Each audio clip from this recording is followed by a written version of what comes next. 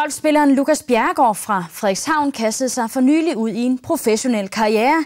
Nu er næste store mål den prestigefyldte Europatur. Lukas Bjerregaard er for alvor trukket i arbejdstøjet. Siden august har han været professionel, og det betyder udelukkende fokus på træning og turneringer. Jamen, det er jo nogle hårde gutter, man er kommet ud med nu. Den 20-årige Frederikshavner har indtil videre spillet 6 turneringer som professionel. I morgen skal han igen i sving, når det gælder en god plads i kvalifikationen til Nordic League. Min mål det er at klare top 5 derpå, så jeg kan komme op og spille på Challenge-turen, og så forhåbentlig en dag komme op på Europaturen.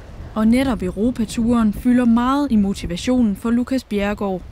Hans træner er da heller ikke i tvivl om, at han inden for de næste 3 år er godt på vej. Det går fint.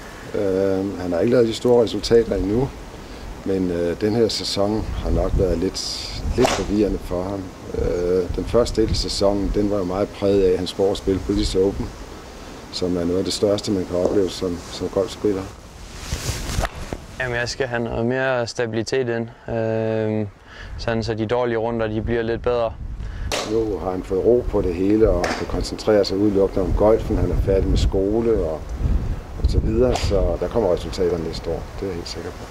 Lukas Bjerregaard skulle egentlig have været på college i USA, men valgte i stedet den professionelle karriere herhjemme. Ja, min nye plan det er at spille godt på Nordic League her næste år, og så køre mig op igennem ranglisterne og de forskellige tours, og så en dag inde på Europaturen forhåbentlig.